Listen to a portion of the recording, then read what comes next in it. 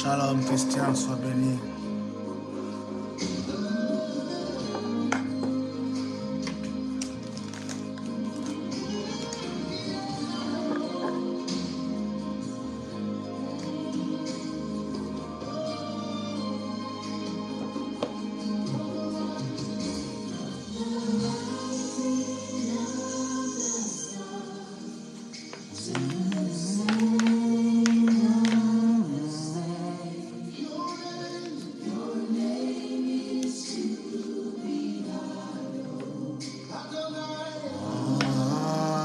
Shalom, Sarah.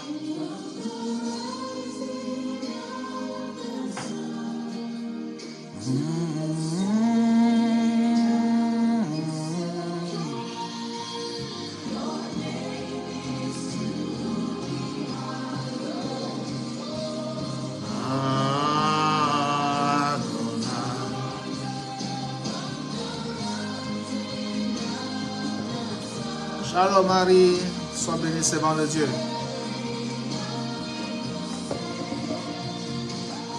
Shalom Winnie, sois béni.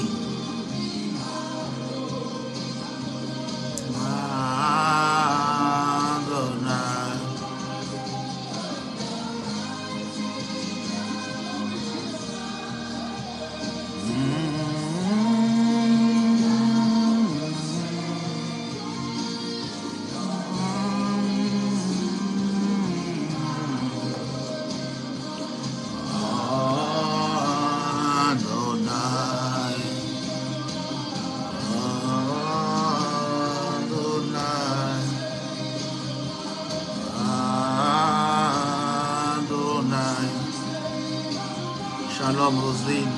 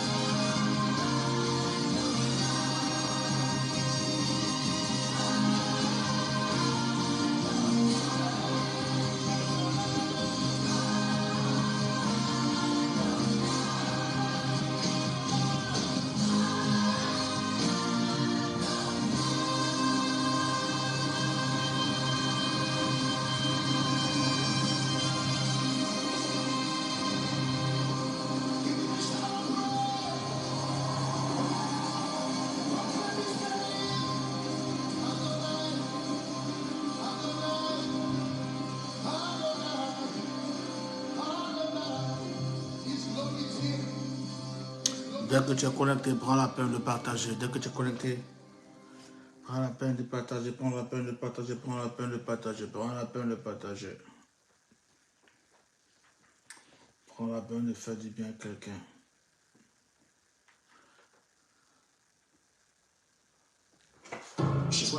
Prends la peine de faire du bien à quelqu'un, prends la peine de faire du bien à quelqu'un.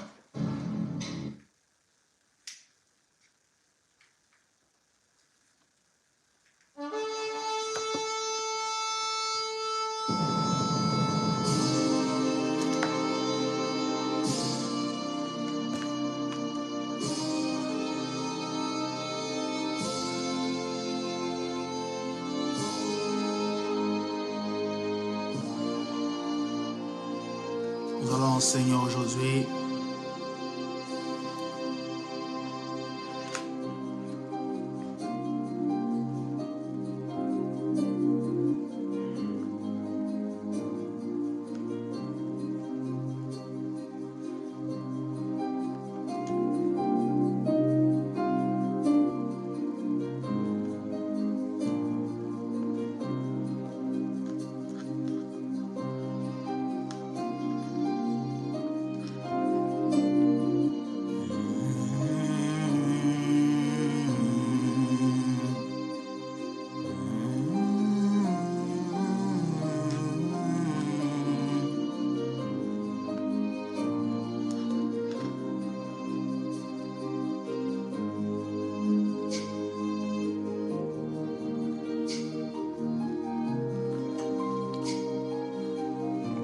Si tu es connecté, prends la peine de partager le live. Partage le live.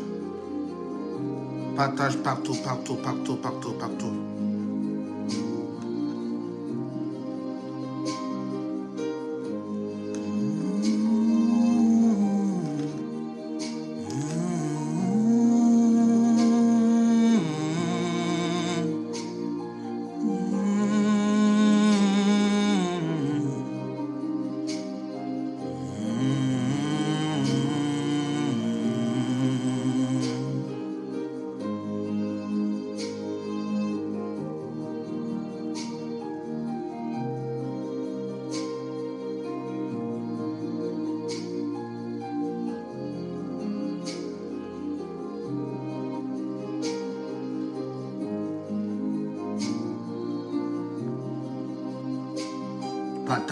Shalom Catherine, ma fille, sois bénie. La grâce de Dieu est sur ta vie.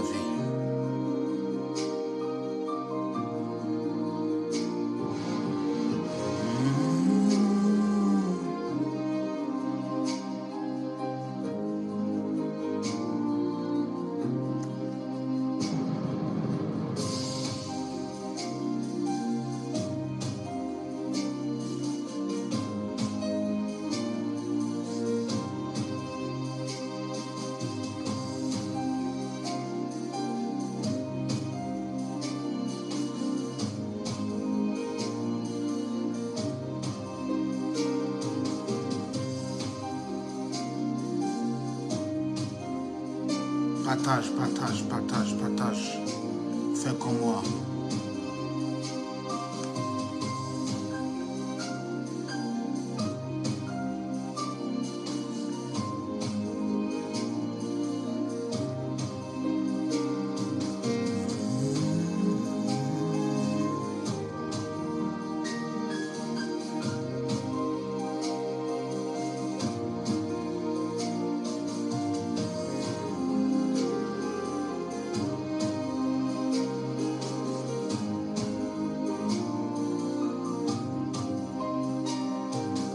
Partage. Shalom à Carrefour, sois béni ma fille. Oh, révérend Johnson, sois honoré mon frère. Shalom Kevin, sois béni.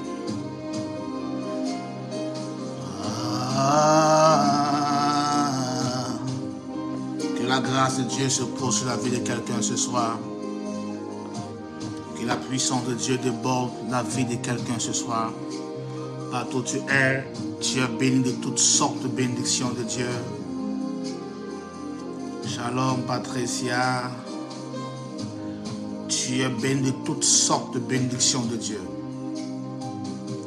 Pendant que tu es connecté sur ce moment, pendant que tu es connecté entre les partageurs, la grâce de Dieu est en train de se déverser sur la vie de quelqu'un.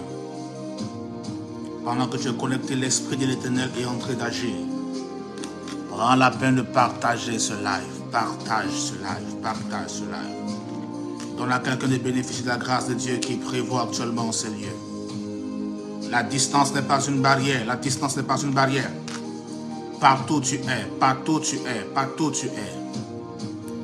Connecte-toi à l'atmosphère de ce moment, à l'onction contenue dans cette atmosphère, à la puissance et la présence de Dieu qui est relâchée. Partout tu es. Bien-aimés de Dieu, pour ceux qui le savent déjà, nous avons une grande nuit de prière, une grande veillée de prière. Le vendredi 17 février, au 16 boulevard Gallieni, 92 230 à Gennevilliers. Le bus 137 166 arrêt 4 chemins. Le bâtiment est là. Quand vous entrez dans le bâtiment, il y a une première salle. Vous traversez la première salle dans le couloir, traversez. Il y a une seconde salle derrière. C'est là que nous nous réunissons. C'est la toute première veillée de l'année et c'est la première sortie officielle du ministère d'Adi. Alors, bien-aimé Dieu, ne te fais pas raconter ces moments.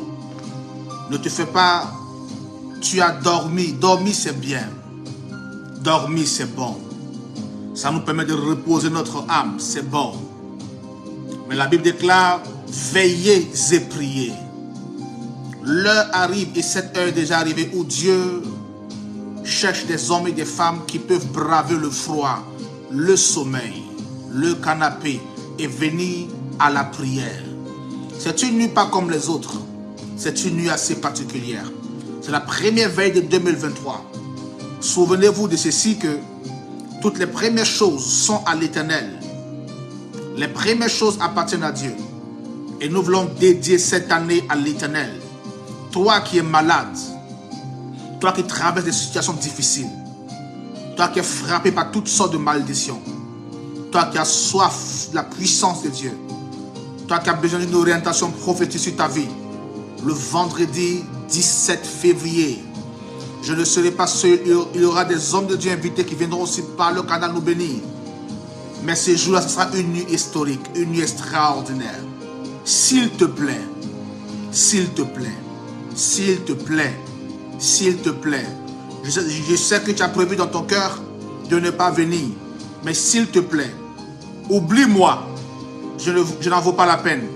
Mais à cause de Jéhovah, à cause de Jésus-Christ de Nazareth, prends tes deux pieds, mets ton manteau, prends le train et viens à l'adresse. Je suis sûr d'une chose.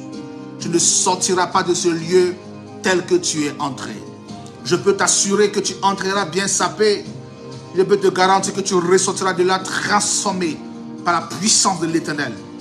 Alors toi qui es en métropole, toi qui es en France, en Île-de-France, déplace-toi. Tu n'as pas d'excuses, s'il te plaît, tu n'as pas d'excuses. Toi qui n'es pas là, qui es loin, tu as des neveux, des nièces, des cousines, quelqu'un que tu connais ici. Dis-lui à cette personne, ma soeur, mon frère, mon ami, je veux que tu ailles à la veille de Papa Daddy.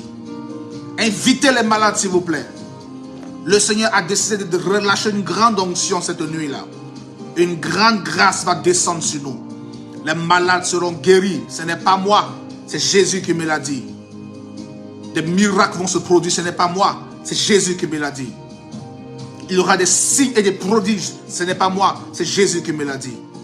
Alors je peux, s'il te plaît, t'inviter humblement, solennellement. Rejoins-moi le vendredi 17 février à Gennevilliers. Rejoins-moi. Rejoins-moi. Quelqu'un dit avec moi, rejoins-moi. Quelqu'un écrit, rejoins-moi. Écris, rejoins-moi, rejoins-moi. Quelqu'un dit, rejoins-moi, rejoins-moi. Shalom Andrea. Quelqu'un dit, rejoins-moi, rejoins-moi. Nous sommes en train de travailler avec la grâce de Dieu. Les servants de Dieu et les servantes de Dieu sont actifs. Nous sommes en train de travailler pour que cette nuit soit extraordinaire. Tous ceux qui sont loin en Afrique quelque part, la grâce de Dieu va se téléporter jusqu'à vous. C'est une nuit de manifestation, une nuit de prodige, une nuit de signes, une nuit de gloire, de grande grâce de Dieu. La gloire du ciel va descendre sur nous et la gloire de cette seconde maison sera plus grande que la gloire de la première maison. Je peux vous assurer, mes frères et mes sœurs, que le Dieu que nous servons est un Dieu puissant, un Dieu fort, un Dieu capable, un Dieu manifeste, un Dieu extraordinaire. Alors déplace-toi et rejoins-moi à cette grande veillée de prière. Que Dieu nous bénisse ce soir. Bien-aimés de Dieu, sans transition aucune, nous avons commencé une série d'enseignements depuis le début de cette semaine sur les âmes spirituelles. Il est très important, je l'ai dit hier, que l'Église connaisse sa position et que tu saches qui tu es en réalité. Vous savez, chaque fois qu'une vérité biblique est découverte, le diable se sent menacé. Chaque fois qu'une vérité biblique est découverte, le diable se sent attaqué. Chaque fois qu'une vérité biblique est découverte, le diable se sent offensé. Et alors, il viendra vous attaquer. Tu seras couché la nuit, tu vas voir une ombre entrer dans ta maison, tu vas voir des attaques venir de partout. Parce que la vérité sur les œuvres des ténèbres ont été dévoilées.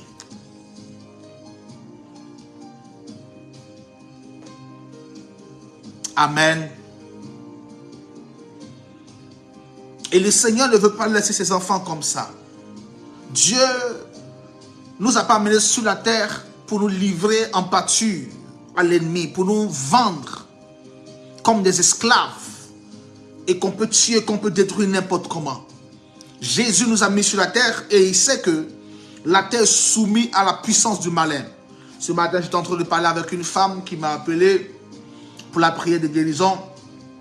Je lui disais, madame, est-ce que tu vas à l'église? Est-ce que tu crois en Jésus? Elle me dit, oui, je crois en Jésus. Est-ce que tu vas à l'église? Elle me dit, oui, j'ai pas été à l'église, mais maintenant je ne vais plus à l'église parce que ça ne sert à rien d'aller à l'église. Et puis à l'église, il y a toutes sortes de personnes. Je lui dis, écoute bien, madame. Tant que nous vivons sur la terre où nous nous trouvons, même les églises ne seront pas épargnées. Il y aura toujours de pour ou de contre. La vie est faite ici. Le jour où nous serons en paix, en tranquillité, c'est lorsqu'on va mourir et qu'on sera avec le Seigneur dans la félicité. Tant que tu es sur la terre, tu auras toujours à affronter les situations de la vie. Des problèmes vont se créer de part et d'autre. Des voisins, des amis, des connaissances, des passants, ça et là. Mais la garantie que nous avons, c'est que Jésus-Christ est dans notre bac. Et quand Jésus est avec nous, les situations peuvent venir. Mais nous sautons la tête haute, vainqueurs, au nom souverain de Jésus-Christ de Nazareth. Mesdames, mesdemoiselles et messieurs, c'est un privilège énorme. C'est un honneur glorieux de servir l'Éternel notre Dieu.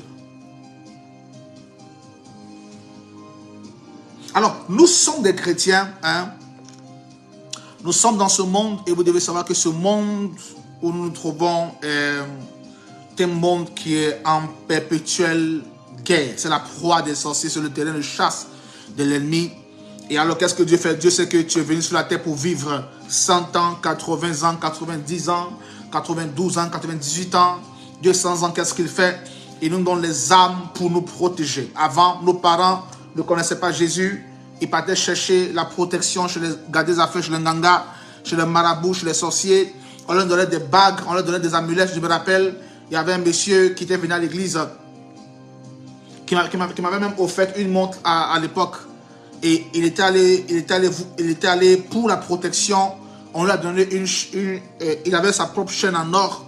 Et on a mis un truc à l'intérieur de la chaîne, comme une forme de médaille. Et quand tu vois, tu penses que c'est la médaille. Il avait une alliance, une bague qu'il portait.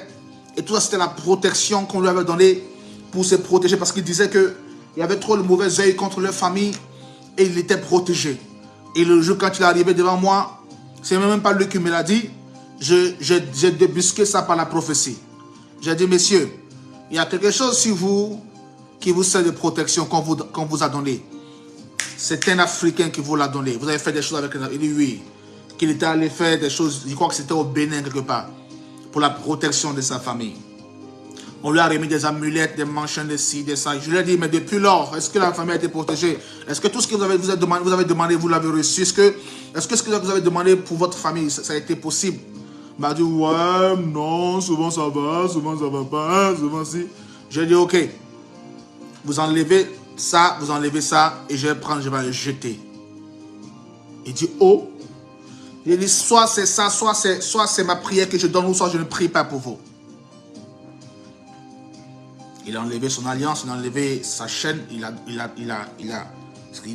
dit donc comme c'est de l'or pur, donc il a ouvert la médaille, on a enlevé ce qu'il y a à l'intérieur, je suis allé brûler ça dehors quelque part. Parce que ça, c'était sa protection. Je dis, à partir d'aujourd'hui, Jésus que je prêche sera ta protection. Sera ta protection. Vous voyez? Donc, pour la protection, et puis c'est vrai, les gens n'ont pas tort. Ils n'ont pas tort. Moi, quelque part, je ne les en veux pas. Quand vous voyez combien de fois les gens sont si méchants, si cruels, combien de fois les gens sont si pas possible. J'ai même ma fille qui est là, la servante, Marie, comment des scènes de méchanceté terribles. qui s'est passé contre elle. Des gens même qui vont faire du fétiche, des galets à faire contre elle pour la faire tomber, pour la voir détruite. Vous voyez? Donc quand nous voyons tous ces champs de choses-là, nous disons quelquefois, quelque part, il faut nous protéger. Mais la protection dont tu as besoin, ce n'est pas une eau qu'on va te donner, ce n'est pas une amulette, ce n'est pas quelque chose que tu as mis à l'entrée de ta maison. Non, non, la protection qu'il te faut, c'est le nom de Jésus-Christ de Nazareth élevé dans ta vie pour l'éternité. Quelqu'un n'a pas dit Amen ce soir. Quelqu'un dit Amen bien. Quelqu'un dit Amen. Quelqu'un dit Amen. Quelqu'un dit Amen. Quelqu'un dit Amen.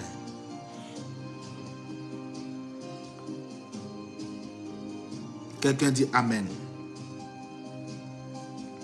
Quand Jésus est ta protection, alors tu marches sur des nuages. Amen, amen, amen. Excusez-moi. Alors tout au long de cette semaine, nous avons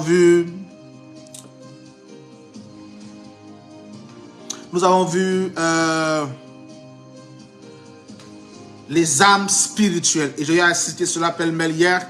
On va aujourd'hui citer les différentes âmes spirituelles. Vous savez, alors vous devez savoir ceci. Dans l'adversité, dans le combat spirituel, nous n'utilisons pas les mêmes âmes à chaque moment.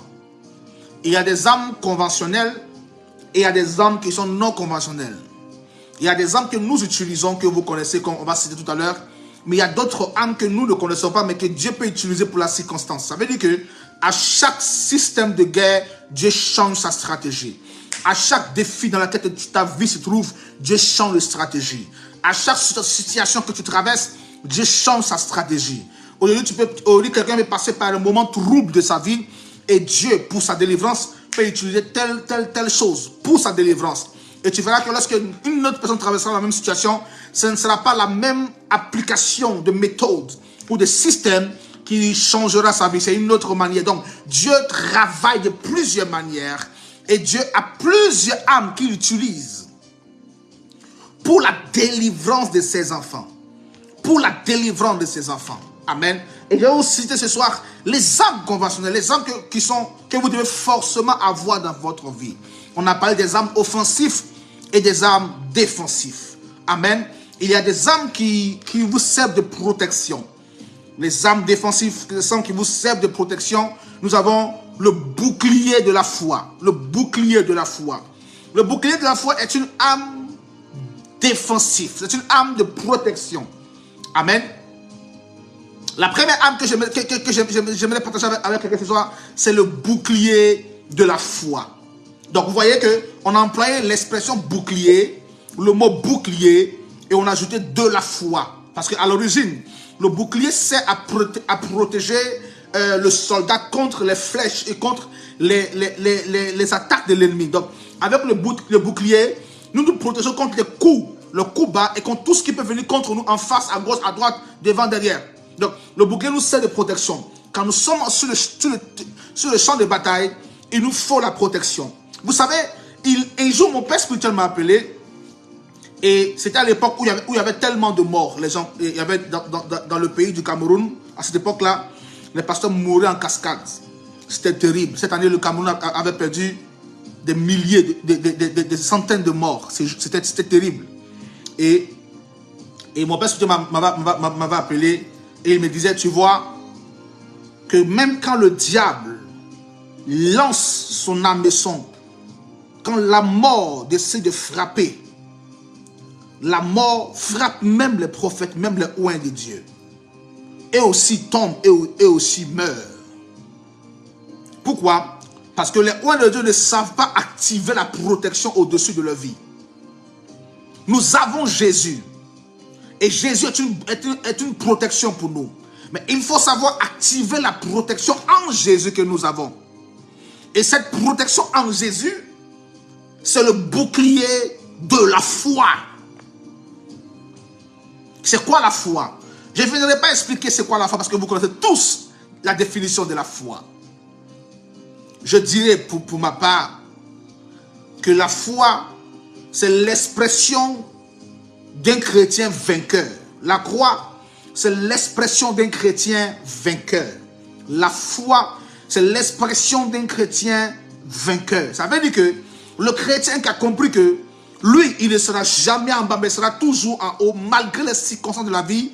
Cette expression, cet engagement, ça s'appelle la foi. C'est notre expression, c'est notre leitmotiv, c'est notre passeport, c'est notre langage, c'est notre parler en langue, c'est la foi. Et la foi a plusieurs manifestations. La foi sert de protection, de bouclier de protection. Ça veut dire que tu peux aller dans une maison, on peut t'inviter à manger, et puis ils ont envoûté la nourriture empoisonnée, et tout le monde mangera. Ils n'auront rien. Mais quand toi tu vas manger, tu auras tous les problèmes de la terre. Pourquoi? Parce que ce repas a été envoûté. Alors quand toi tu entres dans une maison, même pour aller manger, tu entres avec la foi. C'est par la foi que tu pries pour le repas. Tu ne pries pas pour le repas comme tout le monde prie pour le repas, parce que c'est naturel de prier pour le repas, mais tu pries pour le repas avec la foi. Seigneur, je sanctifie cette nourriture. Qu'elle soit purifiée par ton sang. Je mange et je n'ai rien. Cette expression de je mange et je n'ai rien, parce qu'elle est purifiée, elle est sanctifiée, même s'il y avait de la maison spirituelle dedans, pour amaçonner ta bouche, cela était brisé à cet instant précis. Vous voyez? Donc la foi a la capacité de nous protéger contre la maladie, contre les problèmes, contre les attaques, contre la sorcellerie. Ça veut dire que au travail, on peut se lever, on peut dire, bon, notre entreprise est en baisse d'activité et les grands patrons ont décidé de se séparer de quelques employés. Vraiment, c'est indépendant de notre volonté. On aurait bien voulu vous garder, mais la situation de la vie de l'entreprise ne nous permet pas de vous garder. Quand tu entends ce genre d'informations, tu verras que tes collègues sont en train de se poser des questions. Mais c'est qui? Comment j'ai nourri ma famille? Toi, ce chrétien-là, toi, cet homme qui a une âme, qui est l'âme de la foi, tu déclares dans ton cœur, dans ton âme que, si vous finissez de dresser la liste de ceux qu'on va virer, faites-moi signe. Pour le moment, je bois un café. Parce que je sais que mon Rédempteur est fidèle. Il se lèvera le dernier. Cette attitude, cette expression de foi face aux épreuves, face aux situations, face aux difficultés, est un bouclier pour toi. Donc avoir la foi, c'est être capable de développer en toi le bouclier, la protection, la stabilité. Tu as l'opportunité en toi de ramener ce qui t'a été volé. Tu as l'opportunité en toi de ne même pas aller déranger le prophète que je suis ou qui que ce soit. Tu as la capacité de créer dans ta maison la possibilité, là où il y avait l'impossibilité, juste par l'action de ta foi. Pendant qu'on te dit qu'il n'y a plus d'argent chez toi à la maison, tu sais dans ton cœur que Dieu ne t'a pas dit que tu ne mangeras pas aujourd'hui, que tu mangeras demain. Le Seigneur a dit les oiseaux du ciel ne travaillent pas, mais le Seigneur prend soin de ses papes. Toi, ça sont bien aimés. Alors tu es tranquille, peinard. Tu verras qu'avant que la soirée ne finisse, la main miraculeuse de Dieu viendra toquer à ta porte. Un miracle sonnera chez toi. Vous voyez? Donc, nous vivons sur la terre, mais on a besoin de la foi. Quelqu'un dit avec moi la foi. Quelqu'un dit avec moi le bouclier de la foi. Quelqu'un dit avec moi le bouclier de la foi, le bouclier de la foi. J'attends pas bien. Quelqu'un dit le bouclier de la foi, le bouclier de la foi, le bouclier de la foi. Le bouclier de la foi, le bouclier de la foi.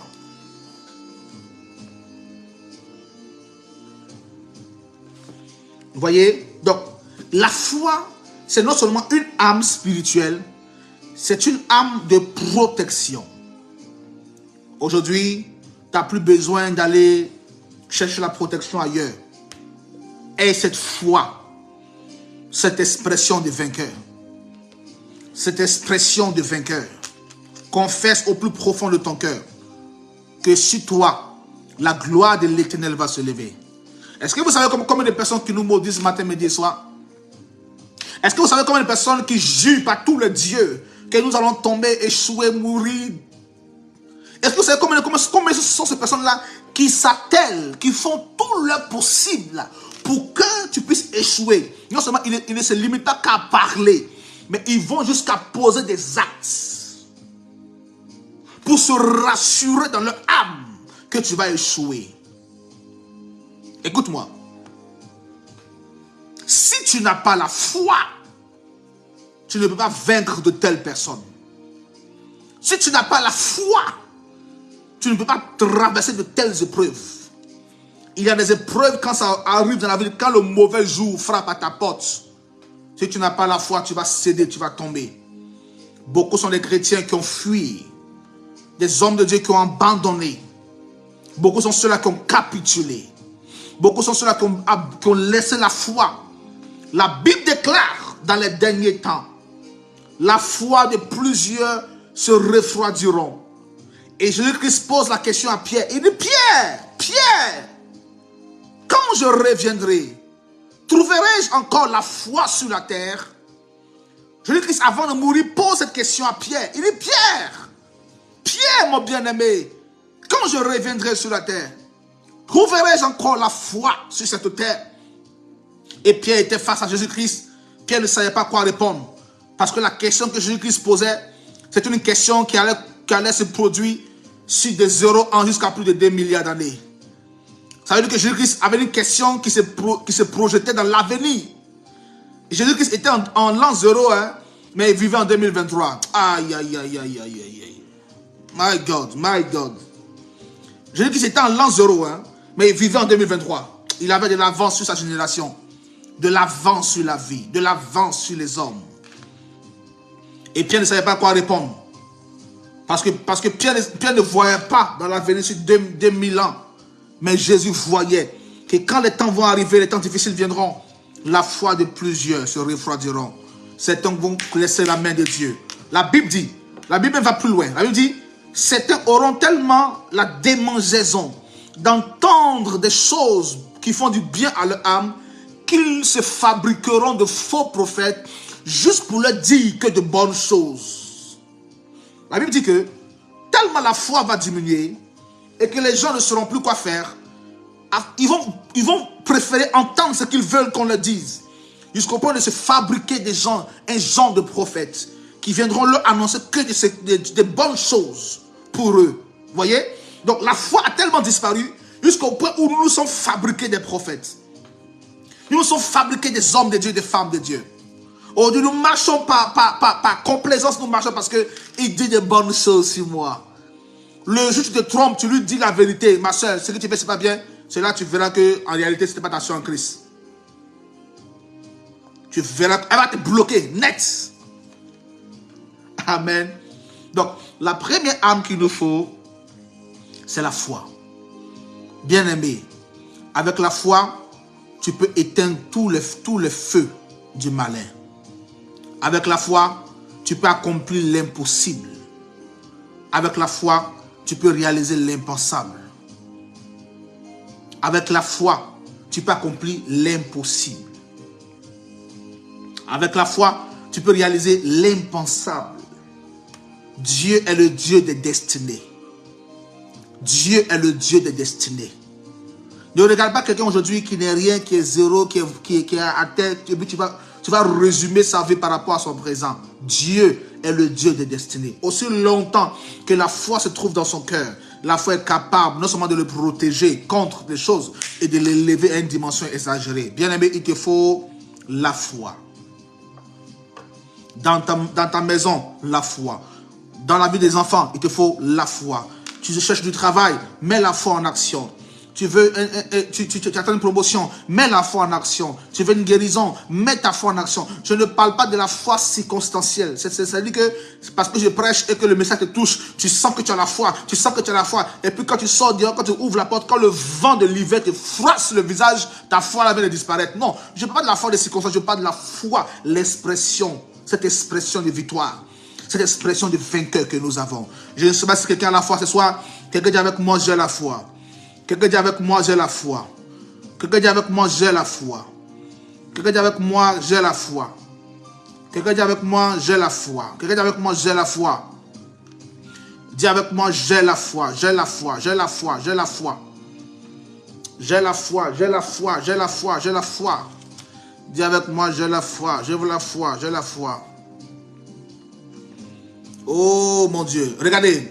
Je vais lire pour vous Luc chapitre 18, versets 7 à 8. Quelqu'un écrit Luc 18, versets 7 à 8. Luc 18, versets 7 à 8. Je lis ceci. Et Dieu ne fera-t-il pas justice à ses élus qui crient à lui jour et nuit? Et tardera-t-il à leurs égards? Verset 8, je vous le dis, il leur fera promptement justice. Mais quand le Fils de l'homme viendra, trouvera-t-il la foi sur la terre? Il dit, quand nous les élus, nous crierons à Dieu matin, midi et soir, le Seigneur se lèvera pour nous exaucer. Mais ce n'est pas pour nous qu'il s'inquiète. Il dit, quand il reviendra, trouvera-t-il la foi encore sur la terre? Est-ce que ceux-là qui crient aujourd'hui et que je leur accorde le miracle, est-ce que demain, quand ils vont crier une journée qu'il n'y a pas de miracle, est-ce qu'ils vont encore garder la foi? Quelqu'un dit avec moi, j'ai la foi. Dis avec moi, j'ai la foi. Dis avec moi, j'ai la foi. Quelqu'un dit, j'ai la foi. Quelqu'un dit, j'ai la foi. Quelqu'un dit, j'ai la foi. Quelqu'un dit, j'ai la foi. Dis, j'ai la foi, j'ai la foi, j'ai la foi, j'ai la foi. Amen. La première âme ce soir dont je voulais parler, c'était la foi. Hier, nous avons vu, donc, il vous faut cette âme qui est la foi. Je crois même que c'est la plus grande âme que nous puissions avoir, bien-aimés de Dieu. Ah, Yahweh. Notre texte de base, c'était Éphésiens 6. Oh. Donc, nous avons le bouclier de la foi. Je citerai en deuxième lieu, de la deuxième âme qu'il te faut avoir, ma soeur, mon frère. La deuxième âme qu'il te faut, qui est aussi une âme importante, c'est le zèle que donne l'évangile de paix. Il te faut à tes pieds le zèle de l'évangile. La Bible dit dans le livre de Psaume que sont beaux les pieds de ceux qui annoncent l'évangile. Dans le livre de Psaume, il te dit que sont beaux les pieds de ceux qui annoncent l'évangile. Pourquoi? La deuxième âme, c'est une âme défensive. C'est une âme de protection. C'est une âme de victoire. C'est le zèle de l'évangile. Mes frères et mes sœurs, vous savez, ce qui est plus triste dans ce monde, ce qui est plus douloureux dans ce monde, c'est que plus les temps passent, plus on ne retrouve plus de véritables chrétiens dans nos églises. Plus les années passent, plus on ne retrouve plus des chrétiens loyaux dans nos églises. Des chrétiens loyaux dans nos églises. Plus les années passent, plus les mois passent, plus on ne retrouve plus de chrétiens loyaux dans nos assemblées. Ils ont tous fui la foi chrétienne. Certains pour des situations, d'autres pour des problèmes. Pire, certains même, avant d'autres évangélisaient. Des femmes étaient fortes. Des femmes étaient puissantes. Des femmes étaient ointes. Quand tu prenais le bus, Dieu te parlait dans le bus. Quand tu marchais, quand tu étais avec tes copines, le Seigneur te parlait. Le Seigneur te disait des choses sur tes enfants. Quand tu dors, tu avais des rêves. Tu voyais des choses. Tu avais des visions. Dieu te révélait des choses. Mais regarde-toi aujourd'hui. Toutes ces choses que Dieu t'avait données comme don, comme talent. Regarde aujourd'hui. Où en est-il? Où sont ces dons? Où sont-ils ces dons? Où sont ces talents? Ils n'y sont plus là. Pourquoi? Parce que plus les années passent, plus les chrétiens perdent la foi. Et quand le chrétien perd la foi, l'atmosphère, le zèle qui nous animait, ce zèle-là est parti. Ce zèle-là est parti. Amen. La deuxième âme qu'il te faut, ma soeur, mon frère, c'est l'âme, c'est le zèle que donne l'évangile de paix. Il faut que tu sois zélé. C'est quoi être zélé? Oh mon Dieu. Ah, j'aime ta parole, Jésus. J'aime ta parole, j'aime ta parole, j'aime ta parole. Il faut être zélé, mes frères. Il faut être zélé dans la maison de Dieu. Il faut être au four et au moulin. Il faut être prêt pour ton Dieu. Il faut être prêt pour ton Dieu. Il faut être prêt pour l'Éternel. Le zèle, c'est l'engagement total, plénipotentiel que nous avons pour Dieu. Le zèle, c'est ce feu qui nous dévore de l'intérieur. Cette fougue des choses de Dieu. Avant, tu pouvais te lever dans la nuit, tu te lèves au moins tu te lèves à 1h, tu pries un peu pendant 1h, tu pries pour tout le monde, tu dors. Avant, tu te levais un peu, quand tu es à la maison, tu appelles tes enfants, venez, on va prier. Depuis un certain temps-là, tu as tout laissé dans la main des prophètes et tu attends qu'on donne la prophétie qui va changer ton histoire. Si nous, on était assis on attendait la prophétie qui allait changer notre vie, on n'allait pas être là où nous sommes aujourd'hui. On a dû chercher, on a dû jeûner. Si aujourd'hui je mange et je grossis, je suis heureux. Avant, quand tu me voyais, je ressemblais à ainsi par l'Éternel. Maigre! Et tu me vois, tu allais dire, hé, petit. Aujourd'hui, je grossis, je rachète partout, je suis heureux. Quand on me voit, on m'appelle tonton. Tonton. Amen. Il nous faut le zèle dans ta vie. Le zèle que tu as perdu. Tu as perdu le zèle de Dieu. Tu as perdu la force. Tu as perdu tes temps de prière. Tu as perdu tes rêves prémonitoires. Tu as perdu tes dons, tes talents. Tu as perdu tout ça, cette flamme que tu avais. Oh, cet amour parfait que tu avais pour Dieu. Tu aimais tellement Dieu. Je sais qu'on t'a découragé. Je sais que des gens t'ont découragé. Je sais que des gens aussi ont eu à agir. Hey, nous tous là, on nous a découragés. Oh, nous tous là. Mais est-ce que ça m'a empêché, mon papa t'a dit, de continuer? Hey, on nous a tous découragés. Tout le monde a été découragé. Fouetté par quelqu'un. Froissé par quelqu'un. Chicoté par quelqu'un. Dans l'église de Dieu. Ce n'est même pas ailleurs. C'était dans l'église de Dieu. Qu'on a été froissé. On a été humilié. On a été limite jeté à la porte, à la vindicte populaire. Si cela devait nous décourager, je serais déjà découragé. Mes soeurs et mes frères, la deuxième âme qu'il te faut, c'est le zèle que donne l'évangile de paix. Avant, tu aimais aller balayer la paroisse, lève-toi, va balayer la paroisse. Avant, tu te levais le matin et tu commandais au matin, lève-toi, commande au matin. Avant, tu te levais, tu priais, oh Dieu, Jéhovah, lève-toi et le fais. Même si c'est 30 minutes par nuit, même si c'est 30 minutes par jour, fais-le. La deuxième âme, c'est le zèle que dans l'évangile de paix. Nous voyons ça dans Jean chapitre 2, le verset 17. Dans Psaume 69, je vais lire pour vous, verset 9. Psaume 69, verset 9. Psaume 69, à partir du verset 8 au verset 10. Voici même David aussi qui vit la même scène que vous. Hein. David, là, il vit aussi la même scène. Regardez ce que David dit. Il dit, Psaume chapitre 69, le verset 8 à 10. Je lis le verset 8. Je suis devenu un étranger pour mes frères, un inconnu pour les fils de ma mère, car le zèle de ta maison me dévore, et les outrages de ceux qui t'insultent tombent sur moi. Je verse des larmes et je gêne, et c'est ce qui m'attire l'opprobre. David dit, quand quelqu'un parle mal de Dieu, il est énervé dans son cœur. Quand il voit à l'église, comment les chrétiens se comportent, David, il est fouetté dans son âme. Pourquoi? Il dit parce que le zèle de sa maison le dévore de l'intérieur. Il dit, je gêne et je prie, ce qui m'attire l'opprobre. David dit, plus il gêne, plus il prie, plus il cherche Dieu, ça lui attire des ennemis, ça lui attire des jaloux. Dans l'église, on n'a pas dit dehors, hein, dans l'église. Ça arrivait aussi à David. Lui, le grand David, ça lui est arrivé aussi. Donc toi, tu fuis parce qu'une sœur à l'église t'a mal parlé. Tu fuis parce que quelqu'un n'a pas écouté tes idées que tu as voulu donner au pasteur. Tu abandonnes la main de Dieu parce que quelqu'un t'a mal regardé.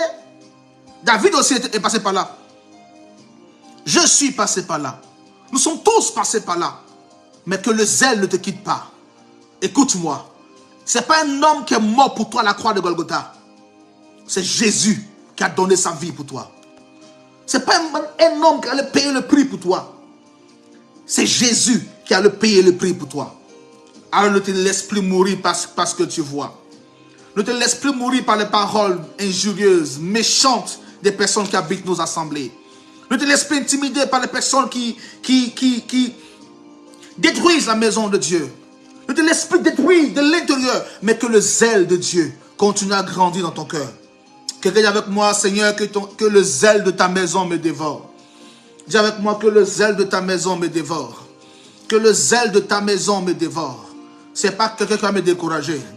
Même si les gens veulent qu'ils se lèvent à gauche, qu'ils se lèvent à droite, je ne serai jamais découragé de servir Dieu. Il m'est arrivé un moment où c'était difficile, c'était tellement compliqué. Je m'asseyais dans la maison et puis je disais, Seigneur, c'est quoi cette histoire? Il m'est arrivé un moment où c'était tellement compliqué, tellement difficile. Difficile jusqu'à un tel point. Mais chaque fois que je partais parler à Dieu, je disais, Seigneur, c'est dur. Seigneur, c'est difficile. Seigneur, c'est vraiment difficile. Et je sentais que j'étais mal dans mon cœur. Mal dans mes entrailles. J'avais mal à l'intérieur de moi. Parce que je sais la vision que le Seigneur m'avait donnée. Je connais le dépôt, la grâce que Dieu a mis sur mes épaules. Oh, vous ne m'avez même pas encore connu. Vous ne m'avez même pas encore connu. Je connais le dépôt de grâce que Dieu pose sur moi, sur mes épaules. La manifestation de gloire de Dieu. Je connais la grâce que Dieu a mis sur mes épaules. Vous ne m'avez même pas encore connu. Les prophéties que je fais, c'est des prophéties comme ça, comme ça. Si je vais prophétiser dans ta vie, depuis que tu es né, jusqu'au jour où tu vas mourir. Mais tout ça, j'ai été confronté à des problèmes, à des difficultés. C'était tellement difficile. Mais je n'ai jamais capitulé. Chaque fois que je partais interroger Dieu, il me disait, reste tranquille. Reste tranquille. Reste tranquille. Et un jour, c'était un dimanche, j'avais été invité dans une église. Il y avait un pasteur colombien qui était arrivé. Je vois c'est mon nouveau pote maintenant. Qui était arrivé dans une église. Et j'avais été invité par une de mes filles là, maman Béni Léa. Et quand je suis arrivé dans l'église, j'étais là comme ça, assis devant. Et il me dit, homme de Dieu, levez-vous. J'ai dit, tchaï, on va voir sur le voyant aujourd'hui. Et le message a commencé à prophétiser sur ma vie.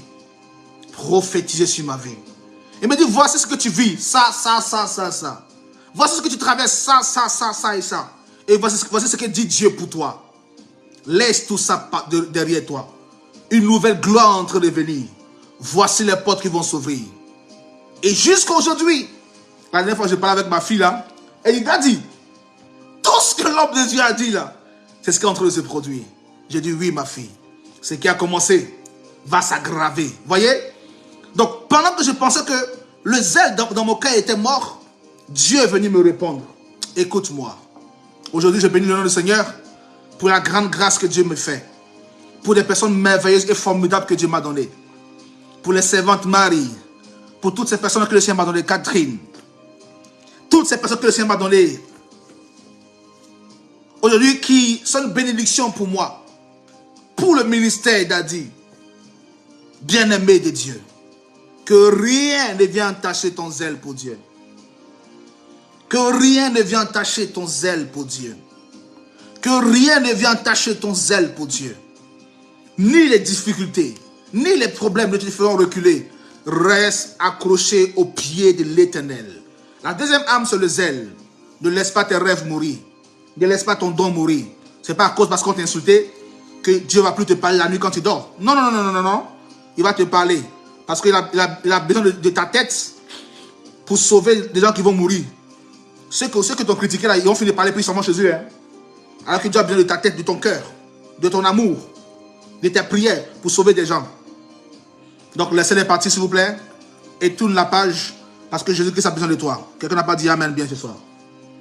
Quelqu'un n'a pas dit Amen bien ce soir.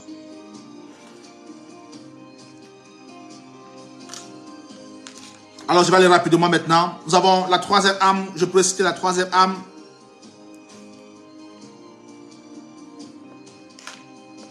Notre texte de base toujours.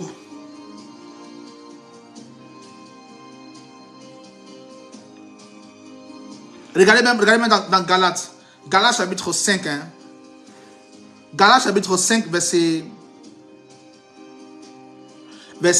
6. Verset 5 au verset... Oh mon Dieu. Au verset 8. Regardez, je vais lire. Galates 5 verset... Galates... Qu'est-ce que c'est ça?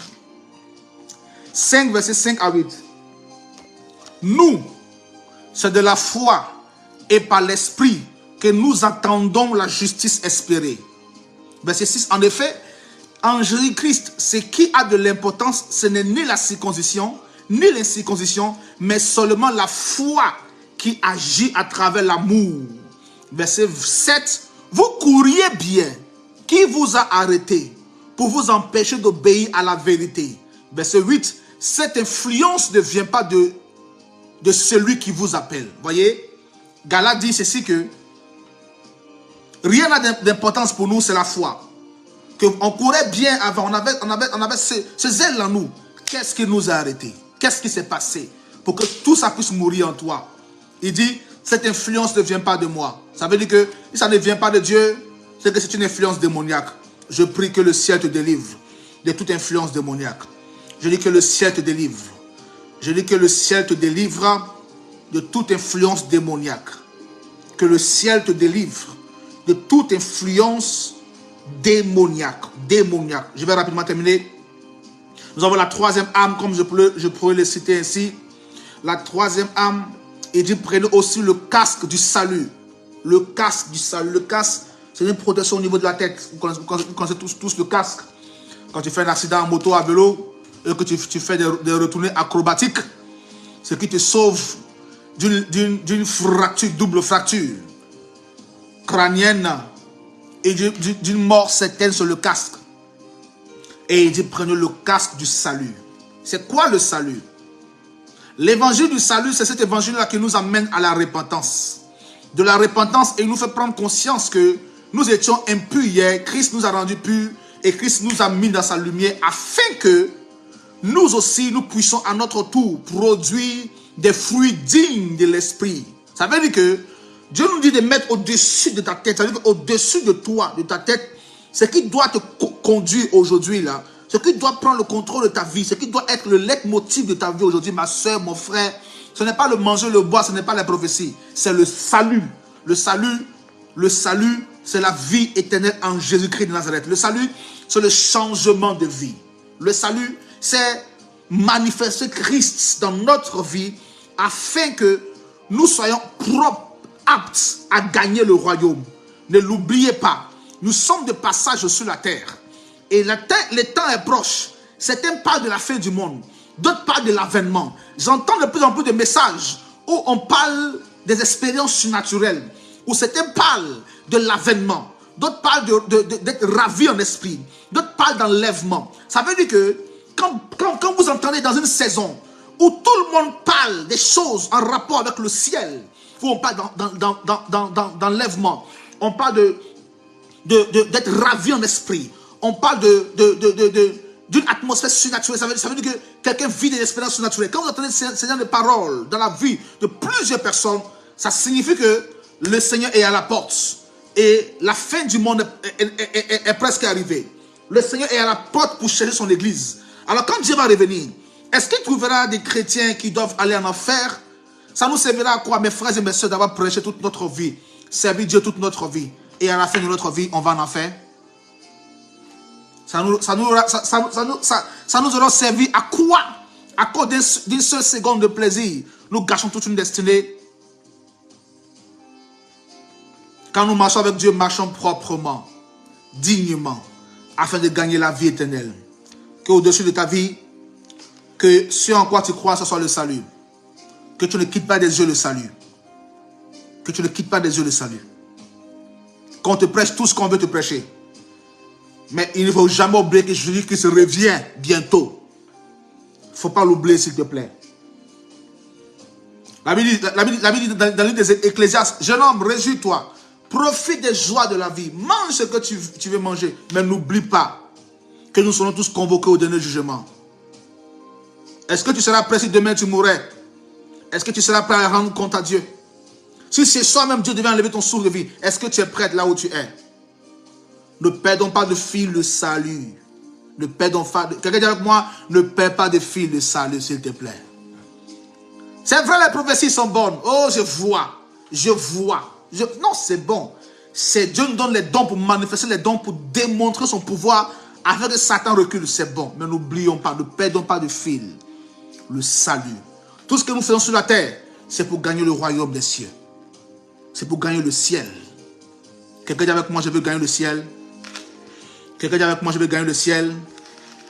Quelqu'un dit avec moi, je veux gagner le ciel. Quelqu'un dit, je veux gagner le ciel. Dis avec moi, je veux gagner le ciel. Quelqu'un dit, je veux gagner le ciel. Je veux gagner le ciel. Je veux gagner le ciel. Je veux gagner le ciel. Je veux gagner le ciel. Dis avec moi, je veux gagner le ciel. Je veux gagner le ciel. Je veux gagner le ciel. Je veux gagner le ciel. Ma joie sera plus grande, plus grande quand nous mourrons plus tard et qu'on se retrouve au ciel. Et puis je retrouve encore mes enfants. Il dit, hé, ma fille, hé, Marie, viens ici, mon enfant. Mais c'est ma fille là, viens ici, ma fille. Il dit, Seigneur, donne-nous une place quelque part là. On fait notre cellule de prière, notre église. On va... Oh, mon Dieu, mon Dieu, mon Dieu, mon Dieu, mon Dieu. Quelqu'un dit avec moi, je veux gagner le ciel. Dis avec moi, je veux gagner le ciel. Dis, je veux gagner le ciel. Je veux gagner le ciel. Tout ce que tu fais sur la terre, tu es juste de passage. Vous voyez, personne n'est éternel. Nous mourrons tous un jour. 100 ans, 80 ans. Tôt ou tard, tu partiras. Je partirai, nous partirons tous. Ça sert à rien qu'on se frappe la poitrine. Qu'on se tape la tête pour dire, moi je suis le fils de X. Moi je suis ça. Moi si, moi ça. Tu mourras avec le moi. Ne perdons pas le ciel. Ne perdons pas le fil. Ne perdons pas le ciel. Je veux gagner. Quelqu'un avec moi, je veux gagner le ciel. Je vais donner la quatrième âme rapidement.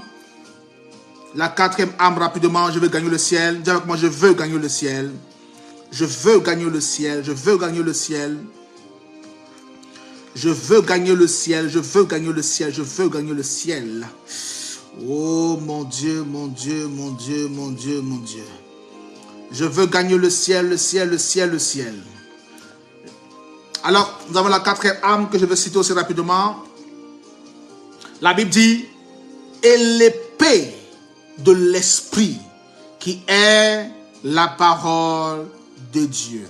La quatrième âme qu'il te faut, c'est une âme offensive. C'est une âme d'attaque. C'est une âme de contre-attaque.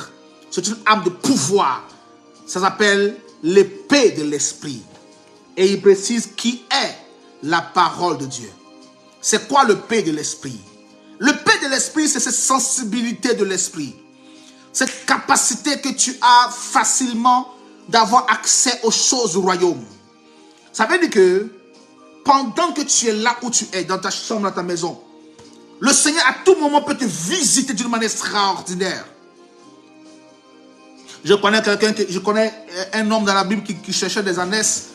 Et pendant qu'il cherchait des ânesses, Dieu cherchait un roi pour mettre à la tête du pays. Il s'appelait Saül. Tu ne sais pas que pendant que tu es en train de chercher un mari, un travail, Dieu cherche une femme à qui communiquer ses visions, sa pensée prophétique, à qui révéler des mystères extraordinaires.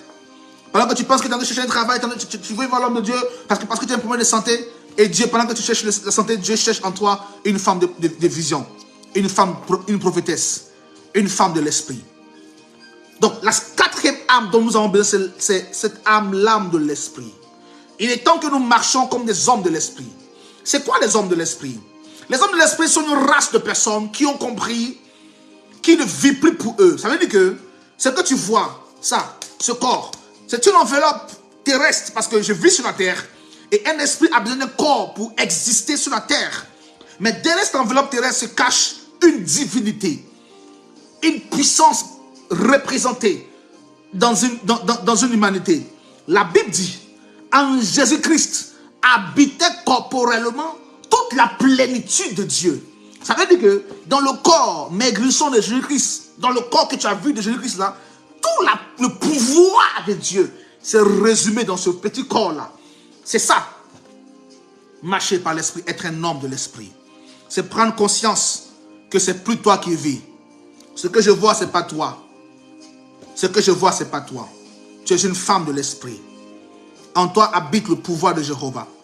La puissance de l'Éternel est en toi. C'est parce que tu ne le sais pas. C'est parce que tu penses que tu ne l'as pas. Mais écoute-moi, à l'intérieur de toi se cache le pouvoir de Dieu. Se cache tout ce dont tu as besoin pour opérer sur la terre afin que le royaume de Dieu soit gagné. Tu as en toi des dons de guérison, des dons de miracles. Toi-même tu es malade, pourtant tu as la guérison pour prier pour les malades. La Bible dit qu'il y avait un homme qu'on appelait Paul. Paul guérissait toutes sortes de maladies. Mais Paul lui-même, il était malade. Le plus souvent, le don que tu as n'est pas pour toi, c'est pour les autres. C'est pourquoi ne pleure pas quand tu sens beaucoup d'ingratitude. Ne t'en prends pas aux hommes, ne maudis pas ceux qui t'abandonnent parce que tu leur as fait du bien. Non, non, non, non. Tu fais du bien parce que c'est ton appel et c'est Dieu qui te récompense. Tu fais du bien parce que c'est ton ministère, c'est ton appel et c'est lui là-haut qui te récompense. Ne t'en prends pas un homme, ne maudis pas quelqu'un. Non, non, non, non, non, non, non, non, non, non, non. C'est Dieu qui t'a appelé, c'est pas un homme qui t'a appelé. C'est Dieu qui t'a appelé, c'est pas un homme. Dis avec moi, c'est Dieu qui m'a appelé, c'est pas un homme qui m'a appelé. C'est Dieu qui t'a appelé, c'est pas un homme qui t'a appelé. Donc ne fais pas la guerre à des hommes parce qu'ils sont pas reconnaissants. C'est pas important. S'ils veulent qu'ils partent, s'ils veulent qu'ils partent ailleurs, c'est pas important. Celui qui t'a vraiment appelé, si lui, il t'a vraiment appelé, quand un partira, il enverra 10 pour remplacer. Quand 10 partiront, il enverra 100 pour remplacer. Quand 100 partiront, il enverra 1000 pour remplacer. C'est ça, c'est comme ça il fait celui qui est en haut. Ne pleure pas derrière quelqu'un qui veut partir. Laisse Dieu faire son travail dans ta vie. Marche désormais selon l'esprit. Sois une femme de l'esprit. Une femme qui a compris une chose. C'est plus toi qui vis. Non. C'est pas toi qui vis. Le corps que je vois, c'est pas toi. Derrière ce corps se cache une femme de feu. Se cache Jéhovah qui a personnifié son pouvoir en toi. Derrière ce petit visage que je vois. Derrière cet homme, cette femme que je suis en train de voir. Se cache un visionnaire. Une femme à qui Dieu veut révéler des visions. Se cachent des hommes et des femmes de l'esprit. Ceux qui sont des hommes et des femmes de l'esprit sont ceux-là qui ont reçu la capacité, l'aptitude de composer avec les anges de Dieu au service des saints. Les anges sont des messagers et des serviteurs de Dieu au service des saints. Et ça veut dire que quand tu commences à œuvrer dans le ministère, à travailler, à te mettre au service de Dieu, à être une femme de l'esprit, Dieu automatiquement délègue des anges, ses serviteurs, qu'il envoie dans ta vie. Et les serviteurs de Dieu se soumettent à tes prières. Quand nous sommes des hommes et des femmes de l'esprit, Dieu nous envoie ses anges. Tu peux ainsi parler, dire à une situation, change, et puis elle va changer. Monsieur, viens, il va venir. C'est une dimension.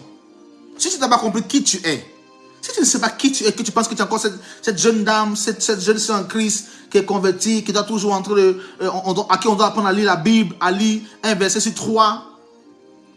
Si tu ne sais pas que derrière cette enveloppe Chanel que je vois là, se cache une femme de l'esprit, les temps passeront et tu seras là en train de chercher encore à lire la Bible.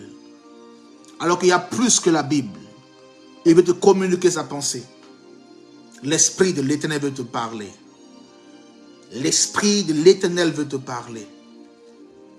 Les yeux de Dieu veulent descendre sur quelqu'un. Je ne suis pas le détenteur de la prophétie. Dieu nous a libéralisé le ministère.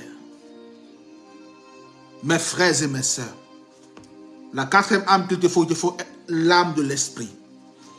Et comment être une femme ou un homme de l'esprit, il nous faut méditer beaucoup sa parole. C'est pourquoi il dit, l'épée de l'esprit qui est la parole de Dieu. Plus tu médites la parole de Dieu, plus la parole commence. La parole de Dieu, c'est quoi? La parole de Dieu, c'est quoi? C'est quand tu es en train de méditer sa parole, tu as l'impression que tu lis juste la Bible. Non, tu ne lis pas la Bible. Hein? Non, non, non. Hein? Tout ce que tu es en train de lire là, chaque mot que tu prononces dans ta tête commence à entrer dans ton âme et à se coller à ton esprit. Et c'est ces mots que tu as lus de la Bible qui se manifestent et qui se révèlent sous forme de prophétie et de déclarations prophétiques. Quand quelqu'un dit, quand David dit, au nom de Jésus-Christ, je viens contre toi, ça veut dire que David a déjà lu dans un passage biblique quelque part, dans un livre saint, une histoire en rapport avec la déclaration prophétique. Donc c'est tout ce que tu lis là qui revient dans ton âme et qui te donne d'avancer et d'affronter la vie. Je vais terminer rapidement. J'ai dit que je voulais terminer le cours aujourd'hui. Amen. La quatrième âme, c'était marcher sans l'esprit, l'épée de l'esprit qui est la parole de Dieu. Amen. L'épée de l'esprit qui est la parole de Dieu. C'est une arme assez puissante que tout le monde, nous devons tous avoir. Nous allons voir maintenant la cinquième arme, je vais rapidement terminer dessus. C'est la louange. Quelqu'un dit avec moi la louange. Quelqu'un dit avec moi la louange. Quelqu'un dit avec moi la louange. Quelqu'un dit avec moi la louange. Dis avec moi la louange, la louange, la louange, la louange, la louange. Je vais terminer rapidement. La cinquième arme, c'est la louange. Amen. Alors, je vais lire rapidement ce texte pour vous. Quelqu'un dit avec moi, merci Seigneur pour ta parole. Dis merci Seigneur pour ta parole. Dis merci Seigneur pour ta parole. Dis merci Seigneur pour ta parole. Merci Seigneur pour ta parole. Je vais terminer rapidement. Juge chapitre 1. Juge chapitre 1. Le verset 1 à 3. Je vais lire rapidement. La cinquième arme qu'il te faut, c'est l'arme de la louange. Je vais vous expliquer pourquoi. Rapidement. Juge chapitre 1. Après la mort de Josué, les enfants d'Israël consultaient l'Éternel en disant, qui de nous montera le premier contre les Cananéens pour les attaquer? Verset 2, l'Éternel répondit, Juda montera. Voici, j'ai livré le pays entre ses mains. Verset 3, et Juda dit à Siméon, son frère, monte avec moi dans le pays qui m'est échu par le sort et nous combattrons les Cananéens. J'irai aussi avec toi dans celui qui t'est donné en partage. Et Siméon alla avec lui. Juge chapitre 1, verset 1 à 3. Voici l'histoire. Alors la cinquième arme qu'il te faut, c'est l'arme de la louange. L'arme de la louange. Bien-aimé de Dieu.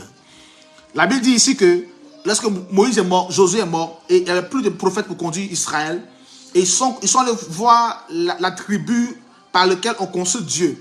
Parmi les 12 tribus, ils sont allés consulter Dieu pour dire, ah, on est attaqué de partout. Les ennemis nous attaquent, qu'est-ce qu'on doit faire? Qui doit se lever? C'est quelle tribu qui doit le combattre? Et la Bible dit, la voix de l'Éternel retentit, et Dieu dit, Juda montera le premier. Et Juda signifie louange et adoration. Pourquoi on n'a pas dit que Lévi montera? Parce que Lévi c'était les sacrificateurs, les pasteurs de l'époque, les prophètes de l'époque. Pourquoi on n'a pas dit que Ketura montera? Parce que Ketura signifie encens, qui signifie la prière. Pourquoi on n'a pas dit que, je ne sais pas moi, la tribu de Dan, la tribu telle tribu montera? Mais pourquoi on a choisi la tribu de Juda? Parce que Juda signifie louange et adoration. La cinquième arme qu'il te faut, c'est l'arme de la louange et de l'adoration. Bien-aimé de Dieu, il y a des moments dans la vie où tes prières ont échoué, où tu avais toutes sortes d'offrandes et la vie et rien ne s'est passé, où tu avais toutes sortes de prières de nuit, les acrobaties de nuit, de prières, et rien ne s'est passé. Quand tu sens que les situations deviennent difficiles et sont têtues face à tes prières, quand tu sens que les situations sont compliquées face à tes prières, plus tu pries, plus tu changes le niveau de langage, plus tu pries avec un vocable grammatical assez grave, plus tu changes l'atmosphère de prière et tu as l'impression que les choses ne changent pas, alors écoute-moi, change de stratégie. Fais monter Juda. Arrête de crier, arrête de pleurer. Rentre chez toi à la maison, après une journée compliquée, mets la musique, mets l'adoration, commence à danser. Mets la louange, commence à louer. Commence à adorer Dieu. Seigneur, merci. Parce qu'aujourd'hui, mon patron me dit qu'il va me virer. Merci Seigneur. Je te fais confiance pour ce qu'il a dit. Seigneur, voici mes enfants. Seigneur, voici un travail. Seigneur, voici ma femme. Seigneur, voici mon compagnon. Seigneur, il m'a abandonné avec mes enfants. Seigneur, voici. Seigneur, voici. Seigneur, voici. Et tu mets la louange. Tu es en train de danser. Tu mets l'adoration. Tu es en train d'adorer Dieu. Tu ne combats pas. Tu ne pries pas. Tu ne gênes pas. Tu danses juste. Tu loues juste. La louange et l'adoration sont des armes puissantes pour renverser les forteresses jamais ébranlées.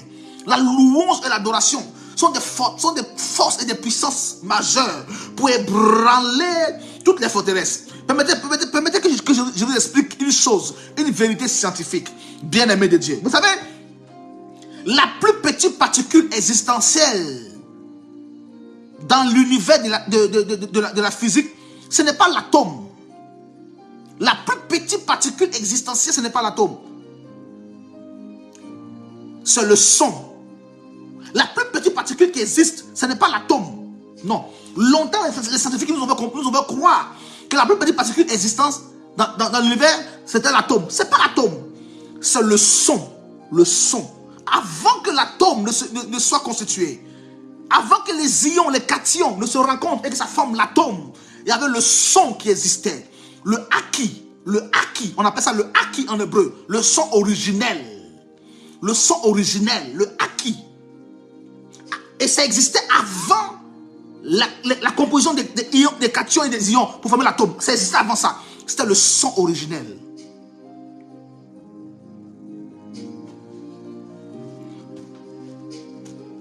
Pour ceux qui sont des scientifiques, qui font des études, qui font des découvertes, vous allez voir ça. C'est le son. Et le mot son, le son originel qu'on appelle le haki. Le son originel. Et ça existait avant l'atome. Et elle est plus rapide que la vitesse de la lumière. Ça veut dire que avant même que tu existes, le son existe. C'est pourquoi quand tu es en train de parler, on a l'impression d'entendre le son en bas. Quand tu vois quelqu'un qui est en train de souffrir dans son foyer, une femme qui est en train de pleurer dans son foyer, alors que physiquement elle a tout. Le problème, c'est pas la situation qu'elle vit. Le problème, c'est l'hymne, c'est le son qui est joué contre elle. Il y a des gens qui prennent juste le tambourin et puis ils font le son. Ils tombent le son, le goka. Et ces sons-là vont dans tous les contrées. Et ça attire les âmes de partout. Ça attire les gens de partout. Souvent même tu es chrétien, tu es dans une voiture, puis quelqu'un met une musique qui te plaît. Tu sens que dans ton cœur, tu n'as pas envie de chanter ça. Mais tu vois que ta tête bouge un peu. Ton pied bouge. C'est le son. Avant la parole, il y avait le son. Avant toute chose, il existe le son. Oh, je vais clôturer. Et le son, c'est la musique. Au ciel, Lucifer, l'ange de lumière, jouait de la musique. Il jouait de la musique. Je vais terminer. Un autre, je vais revenir dessus. C'est un mystère assez grave. Je vais revenir dessus. Quelqu'un peut contrôler ta vie juste c'est pourquoi vous voyez chez les Indiens, ils prennent de la flûte et ils se mettent à souffler. Et puis il y a les serpents qui s'élèvent, qui montent comme ça. Vous voyez? Le serpent entend que le son. Le son. Ah, ma gagaï gagadou chata. Je vais arrêter là. On va clôturer un autre jour. C'est pourquoi mes frères et mes sœurs, là où la prière ne peut pas entrer, fais entrer le son. Là où la louange ne peut pas entrer, fais entrer le son. Mets la musique, fais entrer le son. Fais entrer le son. Le haki, le son originel. Que ça entre là où les atomes n'ont pas encore été formés. Là où les cations et les ions n'ont pas encore été formés. Fais entrer le son. Le son ira. Et la situation va se décanter. Je crois ce soir que la grâce de Dieu bénisse quelqu'un. Je vais m'arrêter là. La 6e âme que je vais te donner, c'est les proclamations prophétiques. Habituez-vous à proclamer la parole de Dieu. Comme David a dit, je viens contre toi. Habituez-vous à chaque fois que vous êtes dans la situation à toujours proclamer la parole de Dieu. Je suis béni. Je suis prospère. Quand tu vois ton enfant, toi tu seras un PDG. Tu seras PDG de Total. Toi, tu vas remplacer Éric Zemmour. Toi, tu vas remplacer. Apprenez à toujours proclamer de bonnes choses. Même si tu sais que c'est compliqué, c'est dur. Ne regarde pas la situation. Toi, proclame. La 6e âme. Oui, la harpe de David, c'est terrible. Un autre j'enseignais sur le son originel. C'est un message assez terrible, assez grave. Je vais entrer dans les démonstrations scientifiques. On allait à l'école. Amen, amen, amen. Donc, la 6e âme, c'est la proclamation prophétique. Il faut être habitué à proclamer la parole. Proclame les bonnes choses. Dis de bonnes choses. Annonce de bonnes choses. Ne te laisse pas corrompre. Dis toujours de bonnes choses. Je suis ceci. Je serai béni. Je ne tomberai pas. Je ne mourrai pas. Je vais me relever. La situation que je vis là, c'est pour un temps. Je vais me relever. Apprenez à confesser. Apprenez à proclamer pour une vie de victoire en Jésus-Christ de Nazareth. Que Dieu vous bénisse ce soir. J'ai voulu terminer forcément l'enseignement ce soir afin que demain on puisse prier ensemble et que la gloire de Dieu puisse se manifester fortement dans notre vie. Bien-aimé de Dieu, que Dieu vous bénisse, que sa grâce soit sur votre vie, que sa faveur soit sur votre vie, que la bénédiction de Dieu coule en abondance sur vous. Soyez gardés, soyez protégés, soyez sécurisés, et que toutes les 6 âmes qu'on a citées aujourd'hui fassent partie de votre vie, d'aujourd'hui jusqu'à la fin de votre vie. Au nom de Jésus-Christ de Nazareth. Quelqu'un dit avec moi, je suis béni. Dis avec moi, je suis béni. Dis avec moi, je suis béni. Dis avec moi, je suis béni. Confesse, confesse, confesse. Proclame cela, proclame cela. Dis avec moi, je suis béni.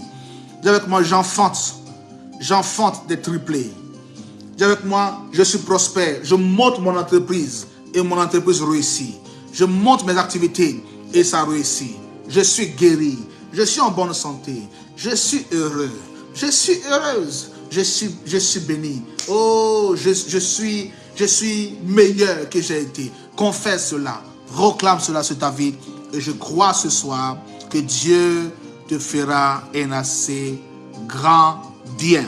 Que Dieu vous bénisse. Passez une excellente nuit. À demain. Shalom, shalom, shalom.